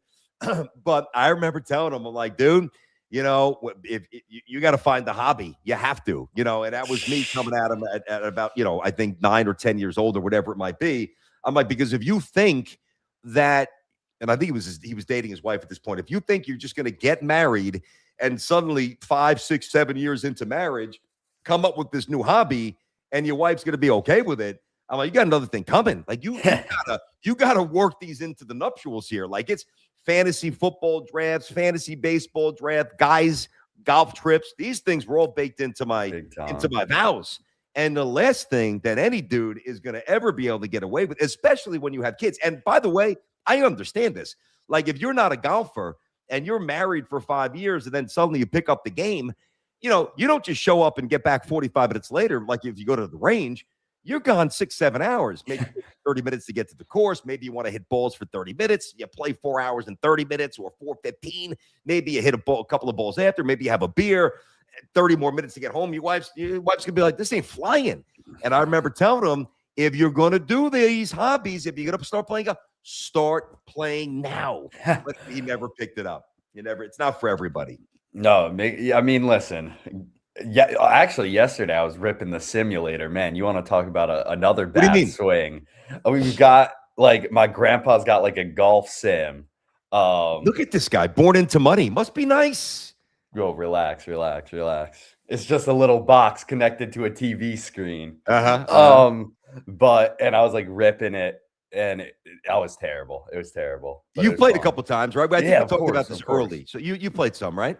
Mm-hmm. Yeah, I went to the range yesterday too. Dude, it is so hot. I went last night at about 5:30, so the sun wasn't at its hottest, obviously. And I had an overhead cover. But dude, within 5 swings, I was drenched. And it's going to be worse today. It's brutal out, it's man. Bad, dude. I went for a good swim. I went for like an hour swim yesterday. I had to get it in, dude. It's too freaking hot, bro. Would you rather be really hot? I mean, really hot or really cold? Really hot. Really hot, like 110. Like now. I'd rather be really cold than this, but in general, I'm a fan of hotter weather than cold weather. Me too. Yeah, me too. I would agree with that. Oh, I would agree with that. What? Oh, I'm watching a little golf here. Speaking of golf, Jordan Spieth hit a ball in a recycling bin. What the hell happened? Yeah. What happened to Jordan Spieth? I mean, there was a minute where Jordan Spieth was banging out major after major. The Open Championship, great putter, great short game. I know he was never really long off the tee, but Jordan Spieth, he signed a massive deal right around when Steph Curry did with Under Armour. Oh, okay. Wait, he was early. He was an early recruit for the Under Armour family. Absolutely. He has done nothing for I don't know what happened to him. you get that in golf once in a while. You just get a guy who, burst on the scene, and whether it's mental, whether it's, you get married, you have kids, and a lot of golfers do say this. They just don't want to go and hit balls for 3 hours every single day in preparation for a tournament. And you lose a little edge, you lose a little sharpness, real life responsibility creeps in, and it is what it is. By the way, can you explain something to me before we start wrapping up? Sure. So Taylor Swift is getting married inside of the Garden, or that's the party? No, that's happening. My mom and I were talking about this. Why? Like, what the heck? This is the only reason I understand it a little bit. Yeah. You completely mitigate security risk when you do something like that, and paparazzi risk, because you're gonna have security guards guarding every entrance. So by that, you're not gonna have unwanted guests or paparazzi taking pictures. Obviously, pictures and videos are still gonna circulate, but I think that's kind of the thought, is if we this is kind of the only place in the world, not only place in the world, but only place that has some meaning to me, with 1,000, that has like an 1,000 person capacity that wouldn't be outside. Because if you think about it, not to get too Taylor Swift on you here, that's like, all I got right. the It's knowledge, a big story. Go for it. But like, the other place that she would have had the wedding at would have been in Rhode Island, Watch Hill, Rhode Island, Nice. which is a beautiful place, but the beach is extremely accessible to the public. So you got the choppers flying in. You could literally walk up to her property and just take your camera out and be there. Like, it's on the beach. So what? What's the big deal? They're not going to be at the wedding party. Yeah. I mean, all right. So they're a mile away with a high capability lens, and they get a picture. Big damn deal. I mean, you don't think we're not going to get pictures from inside the Garden? No, you're going to. I think maybe that's just sort of the thought. I don't know. It could be a bit of a look at me spectacle sort of deal. My point. But You think? you can't buy tickets to it. So No, I guess but yes, it is a ridiculous, if you wanted to do a wedding and keep it private and mitigate security risk, you could have just done it in neither of these locations, did it in a third location where people wouldn't have known you were going to do it, and then just get it done. With this, there's a bit of a look at me element to it. Listen, Madison Square Garden's my favorite venue in the world. I mean, now if old Yankee Stadium was still up, that's close. But you know how much I love the Garden. But you can't have a more sterile for marriage, for love. I mean, you're going to be looking up at, I don't know, Earl Monroe's number, Earl the Pearl's number in the rafters, as it just says to get the wedding bells. There's Clyde, there's Red Holtzman, there's Patrick. There's the 1952, Patrick Division championship for Rangers hockey. There's the fish banner. It's just, and it would be a whole other thing if they were devout Knicks fans. Well, yes, but that's I guess what makes it even stranger is that she's a Pennsylvania gal. I don't know where Cleveland guy. He's a Cleveland guy.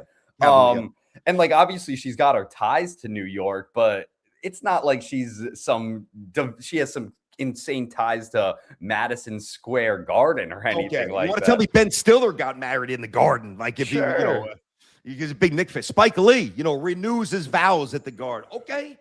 All right. Even Bobby Bacala from The Sopranos, he's always there, right? We got married. I thought our wedding was awesome, dude. We got married down in Boca on the beach. Woo. Yeah. I know it well. Yeah, we were at the Waldorf, which was nice. A beautiful venue. But we got we had, I think there was about 200 guests. We were originally, because when we were dating, we would always go to like the grill. We went to Costa Rica on our honeymoon. We love tropical beaches. Like, we would all the time, right? Turks and Caicos, at the Gansevoort there, not to name drop, but like, we would always do that as we were dating. It was awesome. So we both loved the beach, and we were originally going to do an island, like Turks or like one of those, right? St. John's or something. And we're like, well, do we really want everybody to have to bust out passports, even though everybody probably has one? But it's another level, another layer. You got to jump through a hoop to come. Will enough people come? So we wound up, she's from Texas. I'm from here. So we kind of settled on Boca, and it was phenomenal. It was on the beach. It was perfect. Weather was great. The This is pretty cool. You were talking about fishing, right? I took my entire party, all my groomsmen and my best man. I took them out on a charter boat fishing the day before, and the morning of the rehearsal dinner, and we all stumble off the boat. We're all exhausted. We're all hammered back all day. But so I had 8 or 9 guys on the boat, and I rented Captain Greenberg, New York guy who went down to Boca. Yeah. And awesome, beautiful boat. And we were going big game hunting. And what we did was, because we had so many guys, we were going for like sailfish and swordfish and tuna, like massive ones, right? So we were trolling. Which, you know what that is when you troll? I've heard the term. Explain. Give me a brief synopsis. So troll. It's not my favorite kind of fishing. Even though when you get something on the line, it's magic. It's like, oh wow. So basically, trolling is when you're just kind of floating or riding around, and you've got massive bait, and the rods are, you're not holding the rod, but they're in a holder, right? Got it. And then you just kind of kicking it, having a drink, getting some sun, listening to some music, and then all of a sudden, like if it's a big tuna or a marlin, you hear the line, and this is where you hear, yep. And everybody jumps up like, oh, let's go. And you got to get the holster. It's like a big belt with a hole, like literally a holster. And you got to put the rod in there, and you got to sit in the chair. Yeah. So what we did was, because we had 9 guys. Of course I went first. I was getting married, but then we just did, a blind sequence where, my buddy Rob was 2, my buddy Spitz was 3, my former brother-in-law was 4, and everybody had a number. So like whenever you got the zzz, whosever number was up, you got to jump in the chair. Yeah. And I had a sailfish, right? Okay. And I've caught some nice tuna. Like we talk about fluke and flounder, weak fish, a lot of northeast, in New York and Jersey. But I haven't caught a ton of tropical fish up until this point, right? And I jump in the chair, and he strapped me in. I'm like, let's go, baby. And when you have a swordfish on the line, you see it jumping, and it was like the sword. I mean, I can't even, because I'm out of frame. The sword may have been, oh God, I mean, I would say probably 5 feet. I mean, just the sword, crazy. Right? And it's jumping, and and it's a fight. Your forearms start burning, your legs start, even though you're sitting down, your thighs you're on fire. And this happens sometimes with a swordfish snap. I don't know if he bit the line with his snout. I don't even think that's the sword, whatever you call it. Yeah. But the line snapped, and I went flying back, and we lost him. Oh my gosh. No, not that I got hurt, but I lost the fish. Not even my fault. We hauled in some good ones, but that would have been the signature catch where I may have actually looked into that getting stuffed with the taxidermist. I may have actually. Oh, if you got it, I may have. Yeah. It was, dude. I mean, that would have been a great, coming home from your wedding with just like, obviously with the wife and just a massive taxidermy 2 trophies, fish. Right? I got 2 trophies. There you bang, bang. Speaking of celebrations, happy birthday to your mom.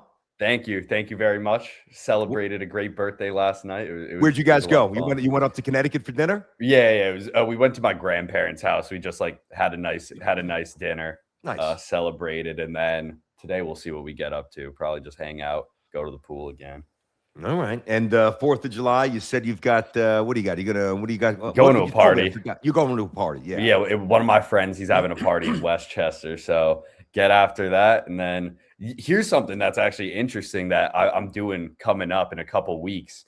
I'm going up to Maine to play a concert at like a private party with like a band I've never even played with before. Like my buddy hit me up and he was like, do you want to do this? I was like, sure. And so I'm going up to Maine. What is it, bar mitzvah or something like that? I think it's just some guy's birthday party on the water, something like that. Someone who's got a little. And they're bringing you? That's what I'm saying. That's what I don't get. They're bringing the ragtag bunch. Yeah. Now, that's interesting. You're going to be on stage with guys you never jammed with. So how does that? I don't know enough about the music. Hopefully you guys are in sync. I mean, it'll be good. It's a lot of covers, and it's a lot of like 2000s, 90s, just like super popular song, Mr. Brightside type song. So it'll be it'll be easy. It'll be fun. I'm just excited to go to Maine. That's great. Oh, Maine's beautiful. Maine's beautiful. Such a long time. I went once when I was like 11 or 12. Yep. So there we go. Nice, dude. I think this sums it up well. Our buddy Rod Evan's not just a geek; he's our geek. Yeah, he's New York sports radio geek. You know, in a very affectionate way. He's always held on to that. You know, Dolan handed over control of the Rangers to his son. Who did? Interesting. James Dolan. Oh, did he really? Yeah. To Quentin Dolan. Happy birthday, buddy. Here's the Rangers. Instead of getting an iPhone, I'm going to give you a team. Oh, my God. You talk about geeking out. I mean, I'll get Evan back on at some point and maybe just geek out about wrestling. Best era in pro wrestling. I agree, 85 to 90. But that's also what I was watching. You know, there's other people who say, well, it was Shawn Michaels. It was the Attitude Era. It was Triple H. You know, all things that I didn't watch in real time. But since, learned about and obviously jumped into it.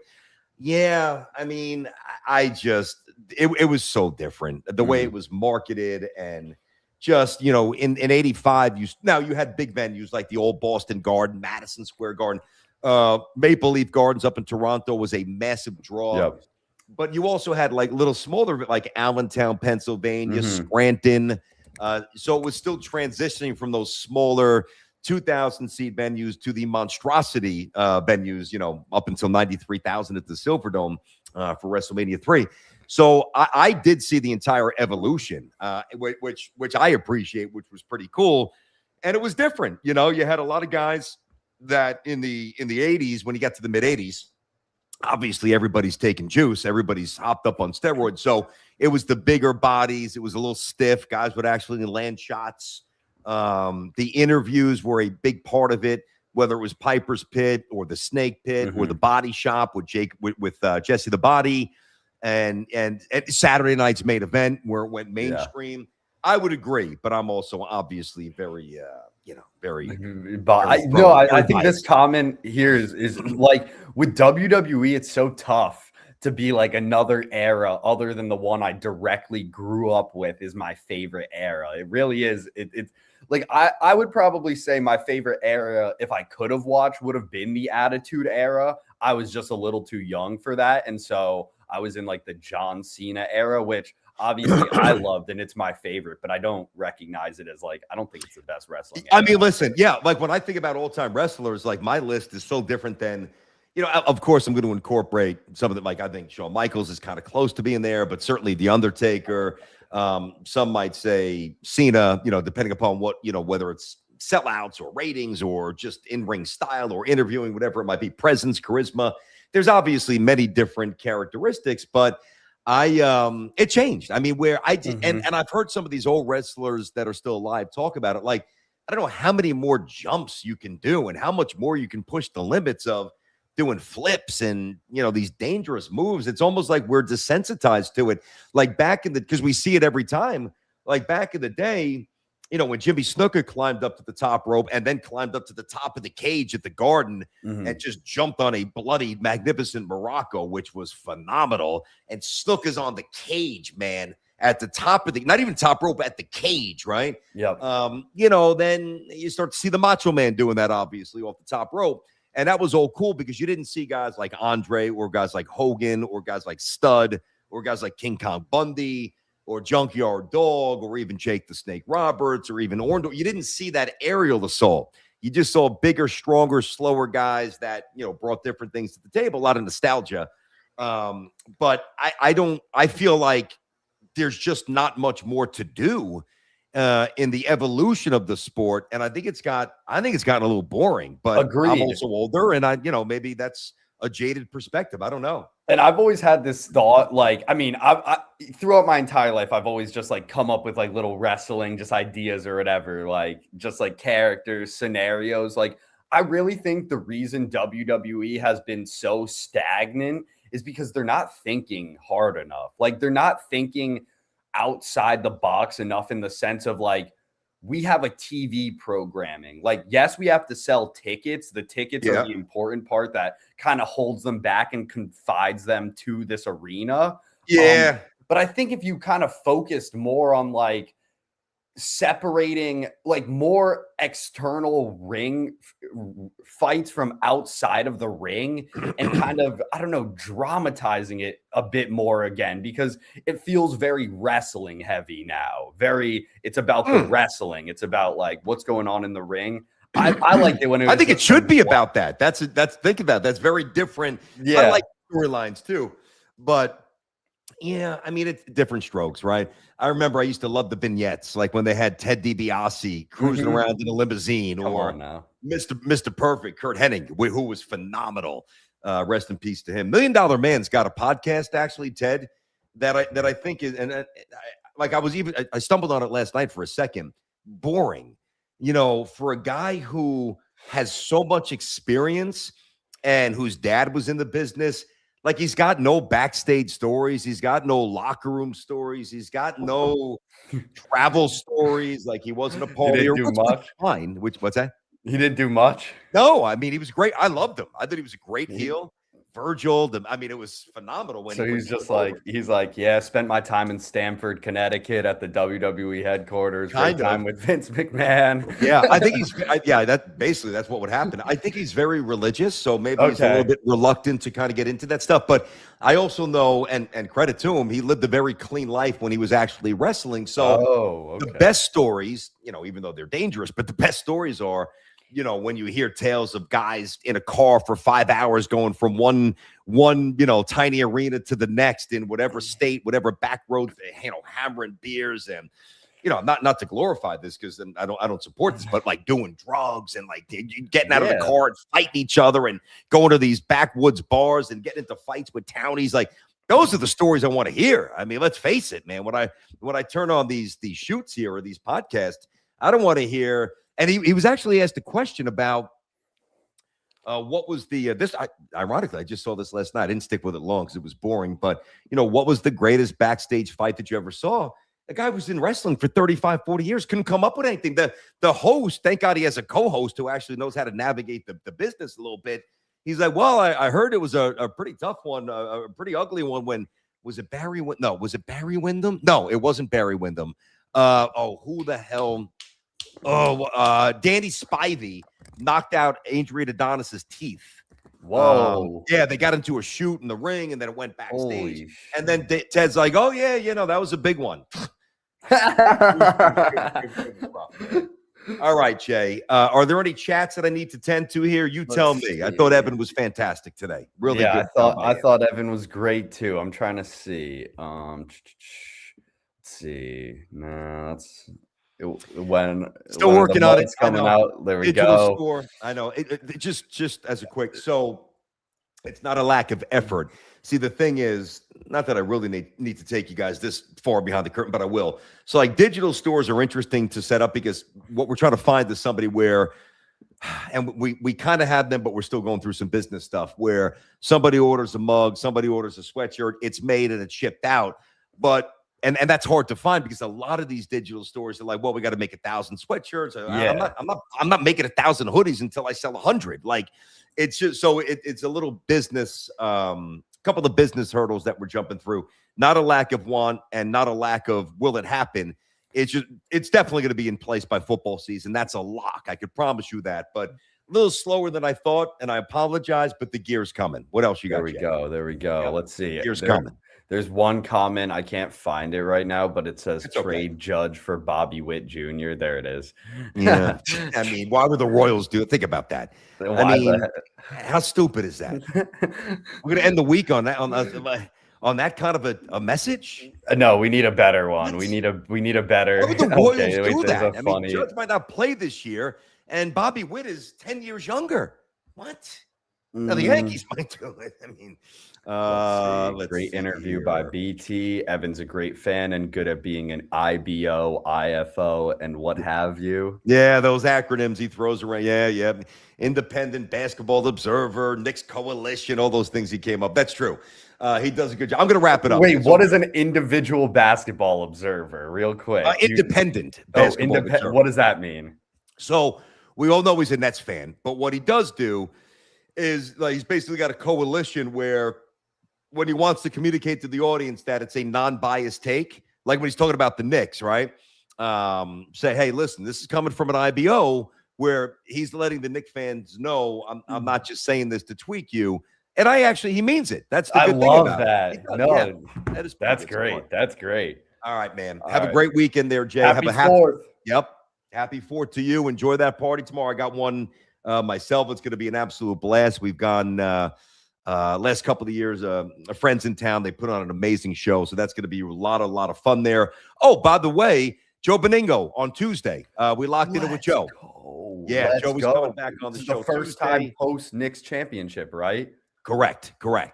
So Beningo Tuesday, and I was going to do K this week. He's down to come back on, but obviously the off day yesterday, I think I reached out to him Tuesday. He couldn't do it Wednesday because of the afternoon day, the day game. Couldn't do it or didn't want to do it or couldn't do it on Thursday. And then I'm like, you know what? How about we punt to next week? I don't know what day yet, but Joe is definitely on Tuesday, and we'll get Michael K. And that is a very necessary show. It is time for a deep dive state of the Yankees. And if the Yankees can't get straight against the Minnesota Twins, who they absolutely own, I mean, they have the deed to the organization out there in Minnesota. Well, then I don't know where this season's going to go. Like, Yanks got to crank out a couple wins this weekend. You're playing the Twins.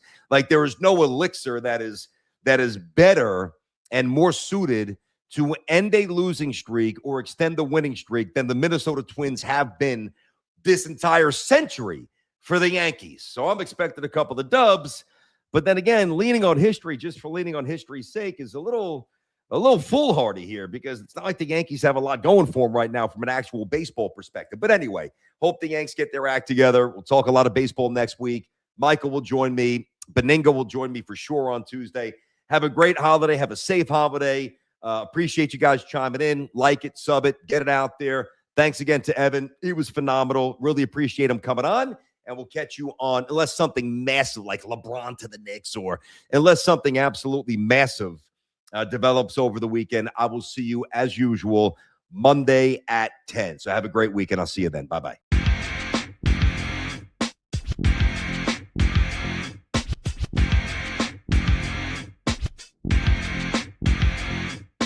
This is Unleash. Are you listening? Can you hear me? This is Unleash. Are you listening? Can you hear me? This is Unleash. Are you listening? Can you hear me? This is Unleash. Are you listening? Can you hear me? With your host, Brandon Tierney and Mike Crew.